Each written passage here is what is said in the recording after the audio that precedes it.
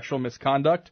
The firing came after one account, which NBC News chairman Andy Lack said was so detailed, not only do they believe it, but they think there is more to come.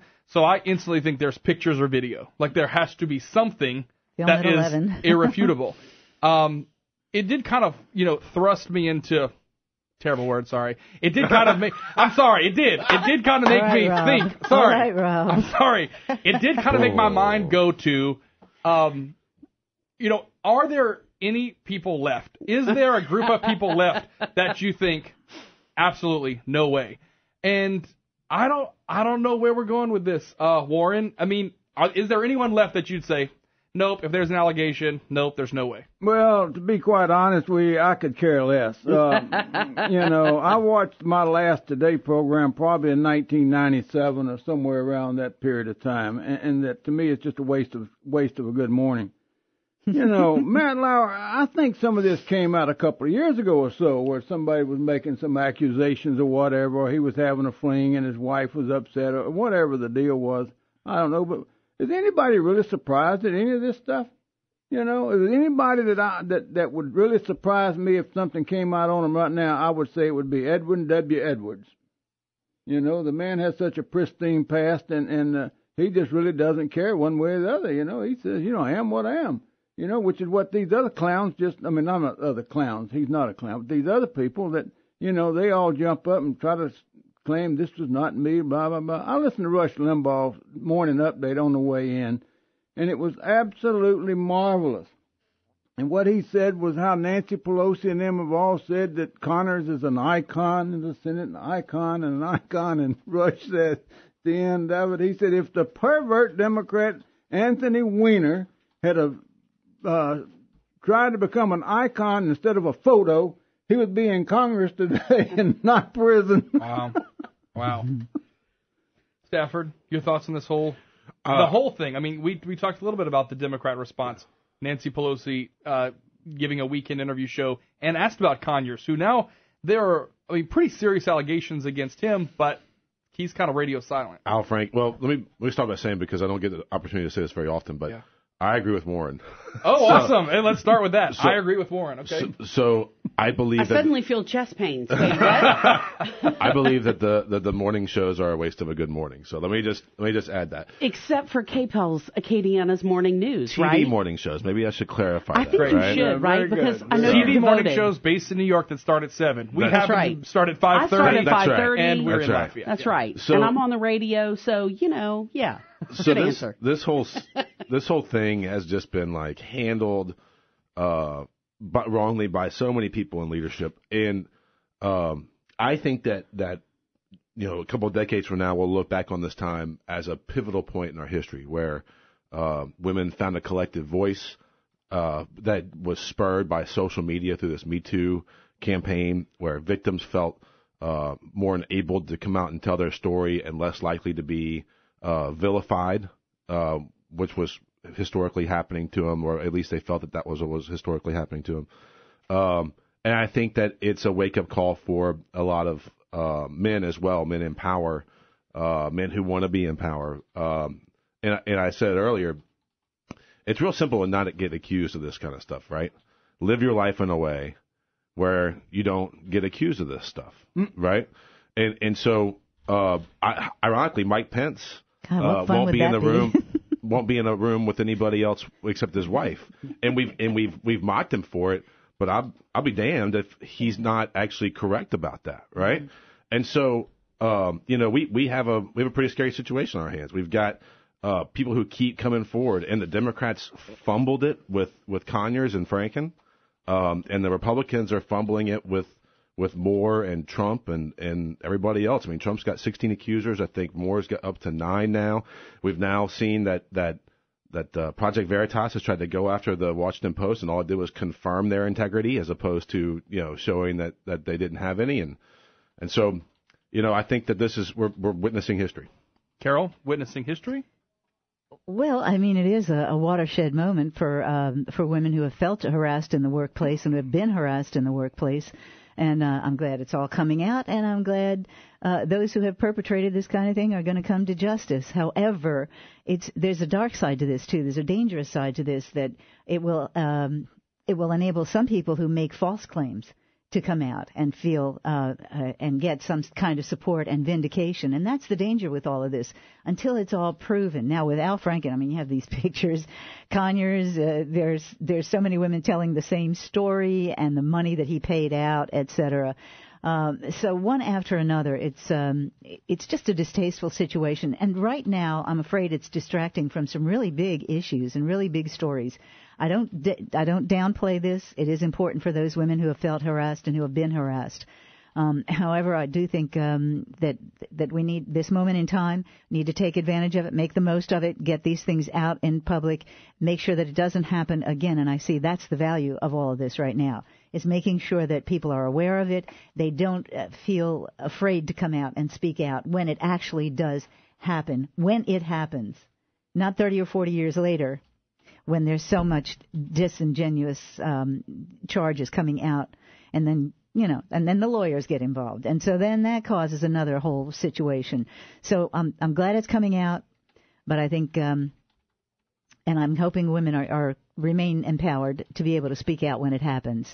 But I think, for me, there's so many important issues we have to talk about right now. All right, Warren, wrap this one up for us, and we move on to North Korea. The next thing it's going to hit, I mean, it kind of bounced around the peripherals a little bit, but it's going to be the gays being harassed. You know, there's a wonderful documentary called Outrage, where a guy says he met former Senator Larry Craig when Craig was a senator in a gay bar, and they went up to his Senate office, and he said they engaged in consensual sex, and he said the most insulting thing about it was, at the end when he was getting ready to leave, that Craig put a $20 bill in his back pocket and told him, he says, "This will never get out because I'm a very powerful man here, and it can cause you a lot of problems." Wow. Sounds like what Moore was saying to his victims.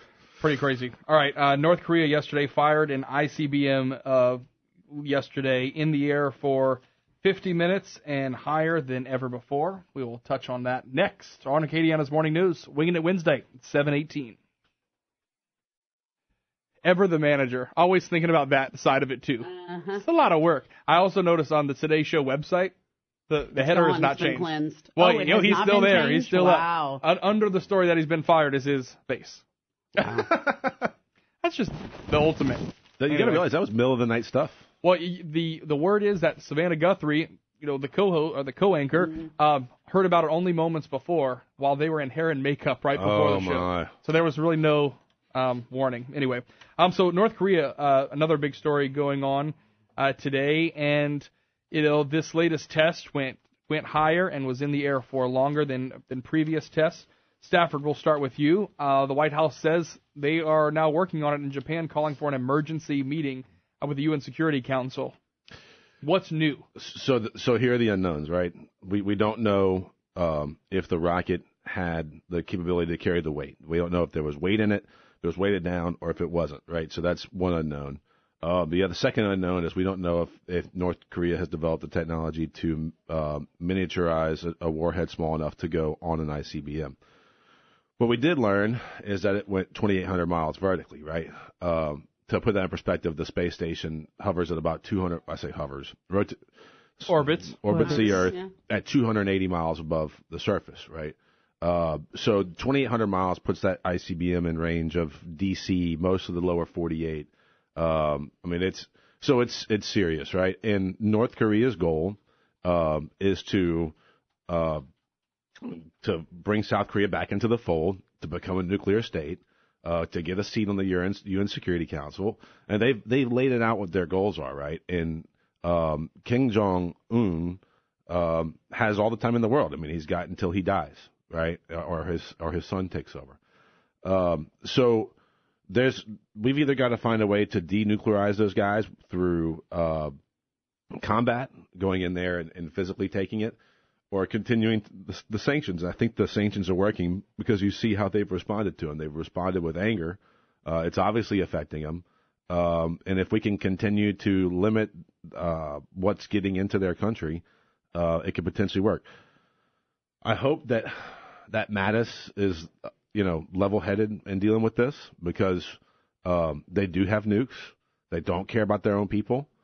So that's really the worst case scenario when it comes to dealing with another country. So I think we're at a pretty precarious time, and I think that I hope that cooler heads prevail on both sides. Carol, one of the pictures that I saw that I thought was so shocking, it was the picture of the inside of a plane because now there are so many new restrictions on North Korea and who can travel in and out that there was one person sitting on the plane and it was the last flight, whatever the Chinese national airline is, maybe Air China, their last flight to North Korea because no one can go and come back, they're really cut off.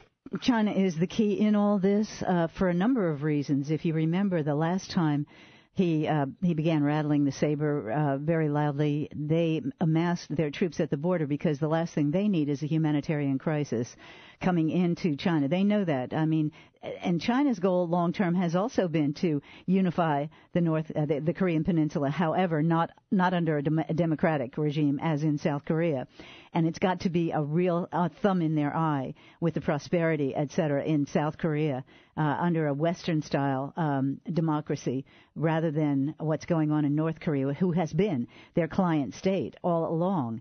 So, and the only reason he has these missile guidance systems, let us remember, have you watched that video of Bill Clinton back in 1994 setting out all these goals and how everything is going to be hunky-dory? Once we did this little deal with North Korea, everything was going to be solved. They were going to give up their nukes, and it's all going to be just terrific. And so we see what has happened there through many, many administrations, misguided administrations, thinking that they were going to be able to rein in these people. And remember who sold the missile guidance systems to the Chinese that are probably have been shared with their client state, North Korea, and could be used now. So you see the fallacy of that kind of diplomacy, expecting a rogue government to suddenly adhere to things that they said they would adhere to. No, they're not going to do that. The question here is, what is going to be the reaction of Japan and South Korea? Well, we know South Korea immediately reacted, and that's the big difference. For the first time ever, South Korea filed off 3 missiles with the same range and could reach the exact area where they fired off their missiles. So that is going to be that's the game changer there. South Korea has always been very measured, very moderate, has cautioned Trump against doing anything.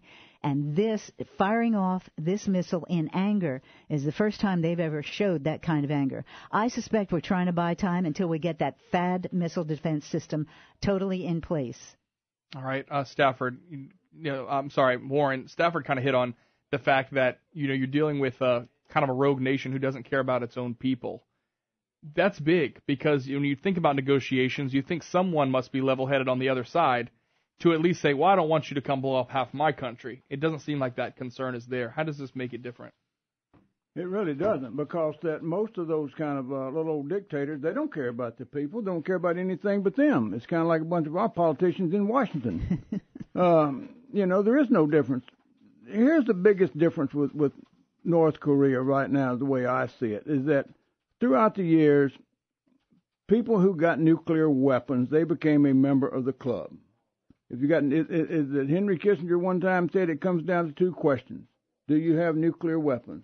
Yes, deal with them. No, to hell with them. I think he used another term, but they're totally ignored. If you're a nuclear power, then you have to get a seat at the table at least. And it was a big deal when India exploded their bomb. It was a big deal when Pakistan did. It was a bigger deal when China did. And on and on and on. But the difference between those and this one has actually threatened to use them. And has told the world, as soon as I can, we're going to start launching these things, and we're going to blow you up, and you blah, blah, blah. I think what you're going to see is a real alliance among nations over in that region. Japan, an unlikely alliance. Japan, China, the U.S., South Korea, and whatever. I think what the outcome will be is that he's going to shoot one of these things one of these days. We're going to have a consensus among the people beforehand. And when he does, it's going to go far enough to hit somewhere where it could, and we're going to claim that it almost hit a commercial jetliner or whatever, or it interfered with Japanese airspace or so and so. I'll guarantee we probably have planes 24 hours a day with cruise missiles on them flying around within range to launch those things at any given moment that's already programmed in for his bedroom and also for the site where they launch these things from and their facilities. And I think what will happen is at some point when he does cross that line enough, then the fury of hell is going to be unleashed on them, but it's also going to be surgically targeted to where it's just not going to be like a wiping out the entire country, but it's going to certainly wipe out those facilities. You want to add to that, Stafford? Yeah, I just tried Googling what Carol said about North Korea using American technology that was given to him by China. I can't find anything about that. Do you have the info on that? Loral missile guidance systems that were sold to the Loral was allowed to provide those missile guidance systems to the Chinese through the Clinton administration. And they gave them to the Koreans? In exchange for more... We have evidence that they gave them to North Korea? Well, I would imagine they share things with their client state, wouldn't you? I mean, I wouldn't make that accusation if I didn't have the evidence. Well, of it. I said quite possibly. I didn't say definitely. I said quite possibly that's where it went. I'd love to see the data on that. I believe the court reporter would play back that. I think she did say quite possibly. Well, and by the way, Trump has made clear that there are now three aircraft carriers in that exact region. And I think that's sending a nice little message, too. All right. Yesterday, what could be seen as a win for the Trump administration is the GOP tax plan cleared a major hurdle in committee, going to a full vote. We'll cover that next on Winging It Wednesday on Acadiana's Morning News. So the story continues to unravel. Apparently, New York Times story was supposed to be published tomorrow on the whole Matt Lauer thing, which is why they got out in front of it today. Oh. At least they got in front of it, because some have been caught with their pants down. Once again, I'm just saying. Okay, buddy? You know what I'm saying? I'm saying people have been caught off guard, seemingly off guard. You're really having problems with the double entendre. I'm having issues I would stop right today. there, Rob. Okay. The problem is they were caught with their pants down. That's the true problem. They were. Anyway, all right, so the GOP tax plan yesterday, it's like I don't take naps anymore in the afternoon because I wake up and I have to check social media to see, one, are we at war? I know. Two, who else was accused? People think that we go home and do nothing, which is so comical because constantly plugged in. Right, you're always doing something. So the GOP tax plan cleared another major hurdle in committee and goes to a full vote. Carol, we're going to start with you on this one. Was Trump's little trip to Capitol Hill yesterday, apparently it was a success? Well, I don't know if that was a success. Although I do believe that finally the Republicans are getting the message that the folks at home aren't real happy with them. And if they don't have at least one victory under their belt, okay, they screwed up on Obamacare, which is really hurting a lot of people. But now they have tax reform, and they've all been on the same page, apparently, with tax reform, lower taxes, simplify the system, blah, blah, blah, blah, all the good stuff that we've heard over and over and over again. And so then they get into the weeds on this kind of stuff, and who's going to get the subsidy, and who's going to do away with the mandate, and what are we getting into here? Are we flattening the brackets? Are we closing some of the loopholes? Are we providing jobs? And when you heard John Kennedy, of course, he's really touting it as providing jobs, adding to the GDP, etc. He's taking it from the populist viewpoint. Some of the other folks who are really looking at the macro, the real philosophical end of it, say that it's just the right thing to do because it will spur the economy overall, and we've got to get a handle on this, get the money out of government and into the hands of the people. I mean, really, frankly, when you think about it, with a society that is based about 2/3 on consumption, that if you put more money into people's pockets, that they can consume more, that really is a great spur for the economy. So hopefully this plan will do it. We haven't seen the end of it. We don't know all of the details because, it's got to go to conference. I mean, well, first of all, it's got to get voted out from the Senate, and then it's got to go to conference committee. So there are a lot of things that could change between now and then. But I really think that the Republicans understand the jeopardy that they face right now. They probably had to give up a lot to get it out of committee. Probably some subsidies were thrown in to be able to get some people back on board. We'll have to keep an eye on it to see. But overall, I think tax reform is absolutely the way to go, and the Republicans have no choice. If they don't get this done, I think there are going to be big consequences. Maureen, will this happen as an early Christmas present for Americans, as the president has said? Well, we certainly hope so. I mean, something needs to be done. I mean, I'm so sick and tired of hearing all this stuff back and forth. These people up there explaining what's going to happen, the dire thing that's going to happen if anything is done. we went through 8 years of the Democrats calling the Republicans the party of no, that they were against anything and everything that was introduced. And so now that the Republicans are in the executive office, the Democrats are doing exactly the same thing. And there's no real sound reasoning on their part. And what gets me worse than that, though, are some of these Republicans like Bob Corker, who is mentally deranged. And that, that... I think you tend to hold back, Warren. I do. Tell us how you really feel. I do. But I just got assigned a project, too. I'm going to have to explain to Moon Griffon what he missed out on. But now let's get back to about the taxes. You don't want to know. I was about to say, carve out some time in your schedule. Because that's it. That's it. But anyway, that they keep hearing these dire predictions about it's going to add to the deficit, add to the deficit, add to the debt, add to the debt. Every time you have decreased taxes, the economy has picked up. When the economy picks up, the revenues pick up going into the government. Under Reagan, they scream and holler about it was a Reagan tax cuts that caused all this, that, and other. The money coming into the government more than doubled in that 8 years under Reagan with his tax cuts. More than doubled. And they had an agreement where they were going to reduce spending somewhat.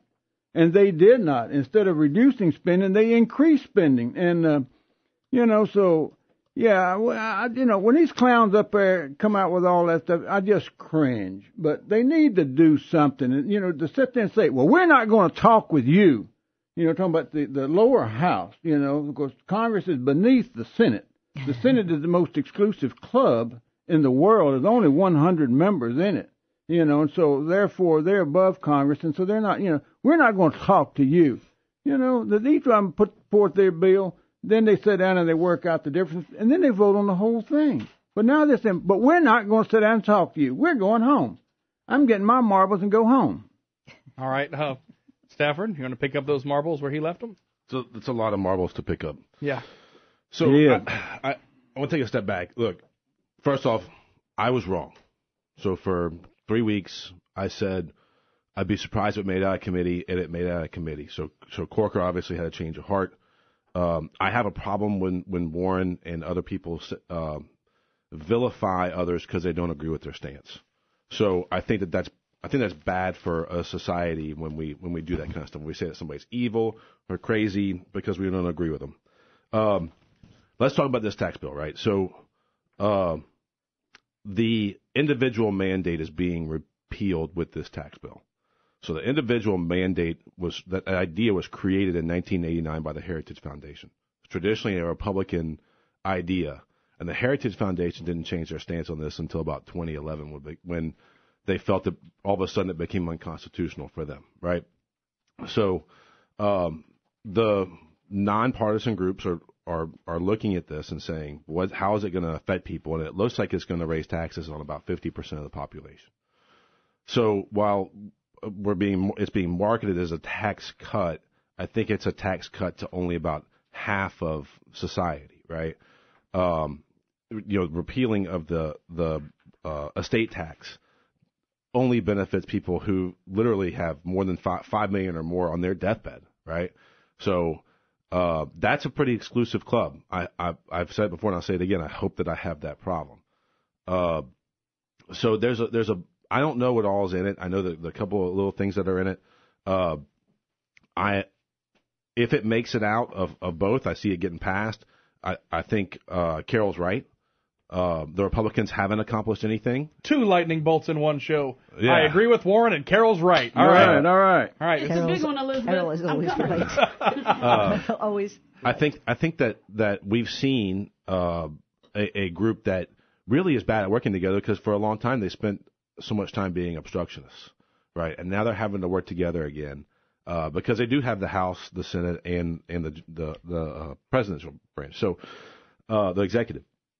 So they've got to be able to hang their hat and say they accomplished one thing this year, and we'll see if they can get it done. Carol, you respond, then Warren will wrap it up. Really, I think the Republicans' biggest problem is that it is the big tent party. There are so many different factions within the Republican Party, so many different philosophies competing within the Republican Party, all to the right, but maybe center right, maybe far right, maybe somewhere in between. In the case of the Democrats, most of them just walk in lockstep with their leadership, which I don't think is a very good thing either. I think finally, the Republicans have never had they've always been great leaders, but not great followers. So at some point, you have to exhibit some kind of followership and come together to get something done. Even though it may not be everything you want, just hold your nose. Let's move it forward. It's a start. It is a start. It's not going to solve all the problems. Wrap this one up for us, Warren. I don't vilify people because I disagree with them or they disagree with me. I want to point that out. That I say that he's deranged, but I'm on. A doctor friend of mine said that people who have money and power, that we call them eccentric. People who don't have money and power, we just call them plain damn crazy. And so, I have plenty of friends who are crazy, and I don't vilify them for being that way, and I'm not vilifying these people in Washington for being eccentric. Colorful language is kind of being washed out of the lexicon, and I think colorful language actually adds a little bit and helps us to relate to each other a little bit more. So I don't think we should get all the plain vanilla. Colorful language is fun. I agree. All right, we'll continue with more color next on Acadiana's Morning News. Be careful how you use that term. Yeah, exactly. Anyway, we're going to be talking about James Colorful. O'Keefe response after the fake Moore allegations were pretty much exposed by this Washington Post reporter. We'll talk to our panelists next. All right, I wanted to talk traffic real quick. Sorry. Yes. All right, Mount Vernon, we have a traffic crash. That's Mount Vernon Drive, right in the area of Johnston Street, just down a little bit from Johnston. Staten Street, right in the area at West Gilman. That's Staten near West Gilman. Ambassador at Willow this morning. Ambassador at Willow. So just make sure that you're buckling up and that you're keeping it safe out there. Thank you, Carol. You you're just going to sing our songs. I know that. How about I know that song. coming in? Okay. Welcome back to Acadiana's Morning News here. James O'Keefe, who was notably kind of the force behind when Acorn was exposed, remember, several years ago. Mm-hmm. Well, he's kind of made it his mission to expose what he calls bias in mainstream media. So the name Project Veritas came up a lot during the election. In some sense, I think, weren't they a part of the Planned Parenthood tapes as well? Oh, they absolutely did that. Yeah, they were the Planned that Parenthood tapes. One. They manufactured those tapes. That's so, in any case, we're going to get to the debate here in a second. But there was a story. There was someone who contacted the Washington Post, said she was assaulted by Judge Roy Moore, and that she was impregnated, and that he encouraged her to have an abortion. The whole point, it seems as if this group, which now James O'Keefe is saying he was at least part of it, they haven't mentioned the words Project Veritas, they were trying to prove that Washington Post will publish unfounded stories. Well, some questions came up about the story and about the person's background, and it ended up, the lid was blown off the whole thing. He's responded now and say, hey, sometimes covers are blown, and it happens sometimes, but we'll continue our fight against media bias, etc. Warren, do you think there's a place for this? Do you think it proves the Washington Post actually follows their sources and checks sources before they publish, or does it even matter? I think it really matters. I think this is one of the more important things that we've seen come down the pike in quite some time, with O'Keefe and some of the things that he does. What this has done with the Washington Post is that it has, as you said, it's shown that they do have the ability to go out there and check their sources and try to uncover the truth. So my point is now, will they continue to do that on any other stories that come along? How many times did they go out there and try to check their truth on the Hillary Clinton server and the emails? And how many times they try to check the truth on the things that came out with Obama and any of the Democrats and all of that stuff? So, if you're going to put yourself up on that pedestal is that, well, this is journalism integrity. We have got to protect our honor, and so we uncovered this. And so, are you going to do that all the time? I think it would be nice if they do. Now, what does O'Keefe do? Of course, he crosses over the line all the time. Is it any different than Operation Research that all of these political parties carry on, or these political consultants, I should say? Is there any difference in that? Please tell me. Do they manufacture? Do they try to set people up? They even have classes and seminars on how to do it, and to hire out to candidates to do those kind of things. I mean, is anybody surprised at this? Is anybody surprised at this? If you are, please don't vote. Stafford, your thoughts? Wow, it's a lot. So we in this show, in this studio, we get a lot of whataboutisms, right? And it never ceases to amaze me when dumb stuff comes up about a conservative ally, right? Project Veritas has been very pro-conservative. It considers itself a conservative news network. That when they get busted, the first thing that gets brought up is Hillary's emails. It's like, you just kind of shake your head and like, look, I get it. I've openly said if Hillary committed a crime, get her, right? But we're talking about something very specific. And you just made a claim that I hope that they do their due diligence on their stories. I think this case proves that they do their due diligence, right?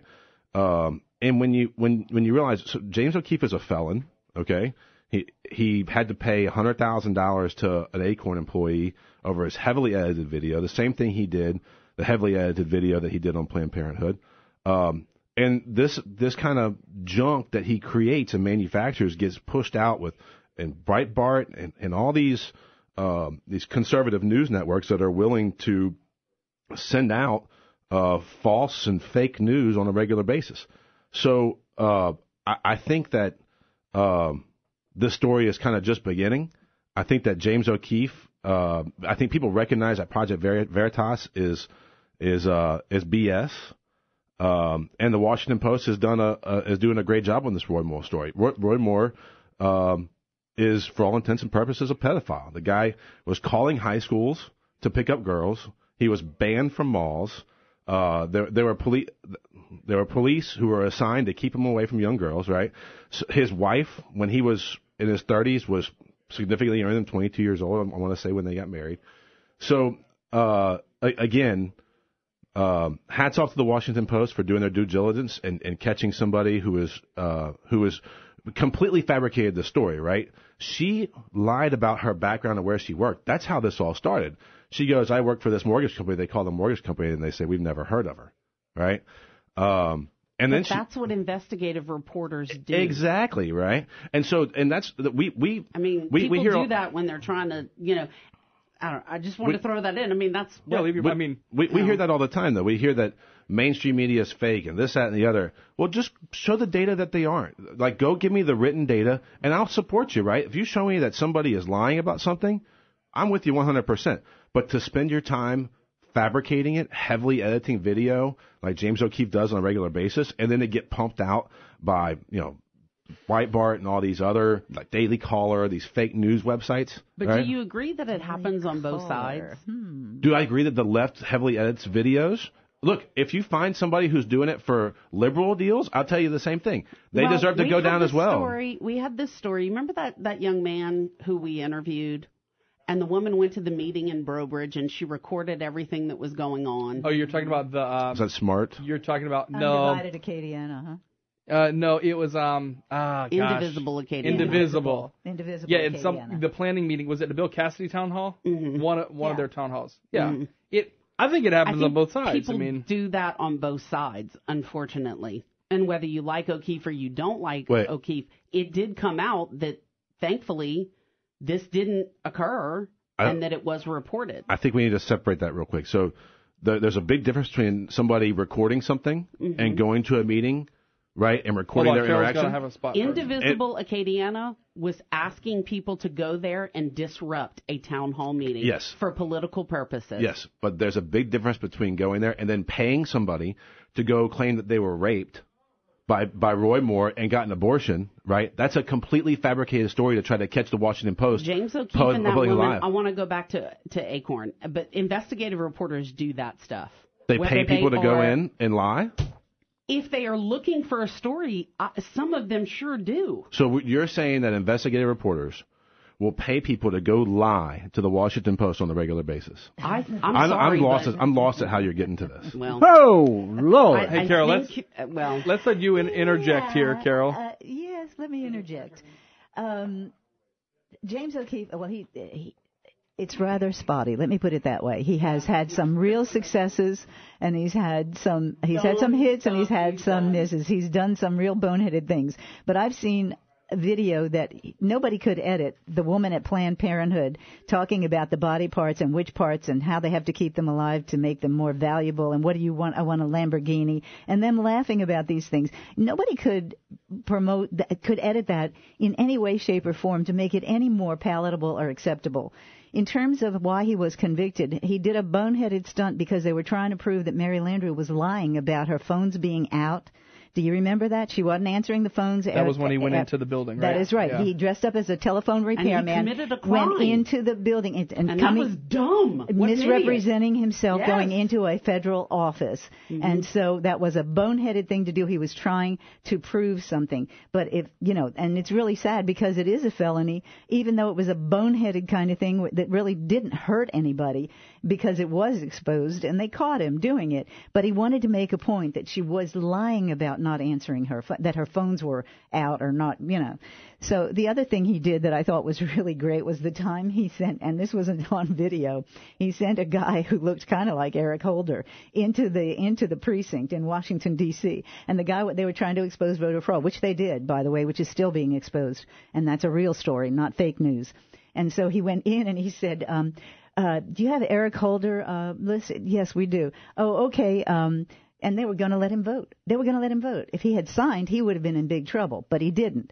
He just requested. They said, he said, do you need some ID? They said, oh, no, you're good. And they were going to let him register and he was tell him that he could vote, and they had no. And here was Eric Holder was the Attorney General at the time, and nobody checked. The commissioners at the D.C. polling place did not check. The other thing is the disrupting the Trump rallies. If you remember, he got the husband, Mr. Kramer, who's the husband, I think it's Gene Chakowski, and he was the husband who was organizing the disrupt the Trump rallies, and those people were paid to disrupt the rallies. So James O'Keefe has had some hits, he's had some misses, just like a lot of journalists. We have about a minute left. Warren, you said you had something to add, and then we'll let Stafford run. Yeah, to say that the Washington Post and the mainstream media always tells the truth. They don't make stories up. They don't lie. He wants to see examples of it. Oh, my God, where do you want to start?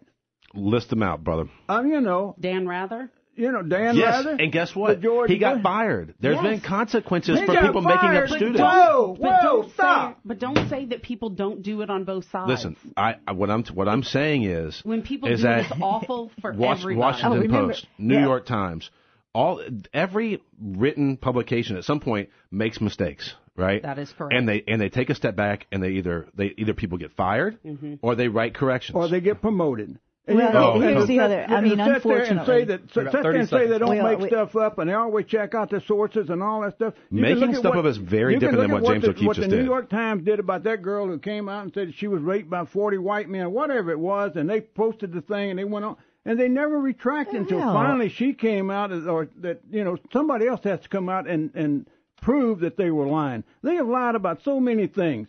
You're playing into just some complete BS here, Warren. All right, let's talk about complete BS. Stafford. Okay, you want to hear one thing, Stafford? Here's one thing that I personally know about.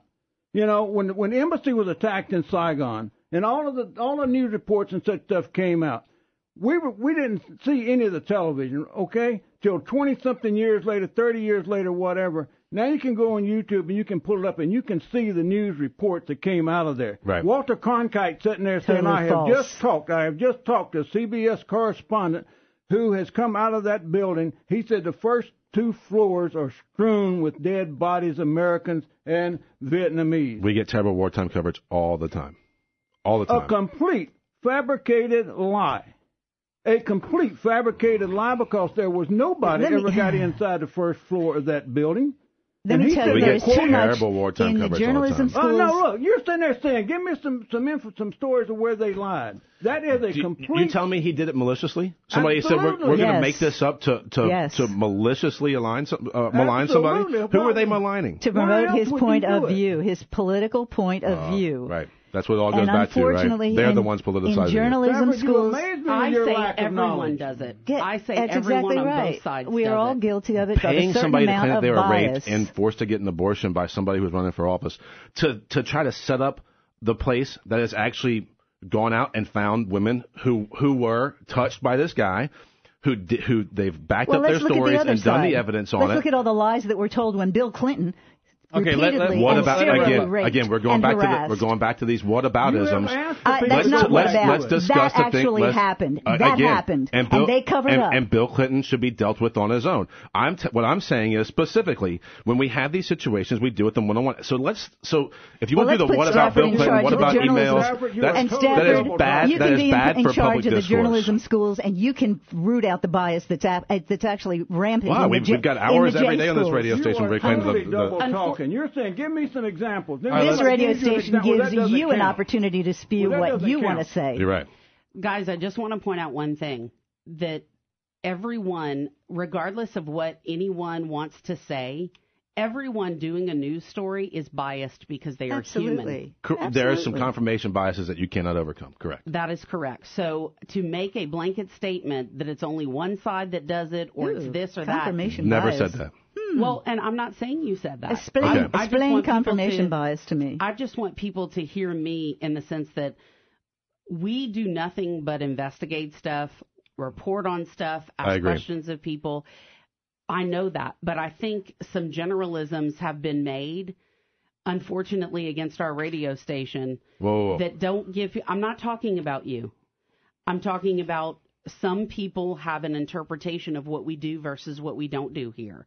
And I just want those people to call and ask me. I'll pay for the coffee. They can come in. I will talk to them because I think they're missing out on a whole big opportunity. And in my opinion, not enough varied opinions will get on a radio station because people may think, oh, it's only just this one way. I think you're right. And Bernie, every day on my show, I beg people who have a different philosophy to call in, and they don't. But Carol, other people have come on. I'd rather have a discussion. The lady running for judge came on and got destroyed on your show, and people don't feel safe going on your show. Okay, let me ask you this. It's not a safe space? Really, Stafford? All right, we got to start wrapping up. The woman was running for circuit court, and she's not in a safe space? I just want to say, when it comes to that race, okay, regardless of anything, I had the documents. Sorry. Okay. We got to wrap it up. We got to wrap it up. The media needs to create a safe space in this building for people who come on Carol's show and they feel unsafe. Oh, Lord. All right. Winging It Wednesday brought to you each and every week by Service Cadillac. We went a little bit over our time. You guys have a great week. But look. I do want to say, I want to point this out. They're all laughing now because you know what? Yes. They all walk away from this going, we can argue issues, but we still recognize each other's humanity. 8:04 now. That's big. News Talk 96.5 KPEL. Stay y'all with us. Have a great week. Same to y'all.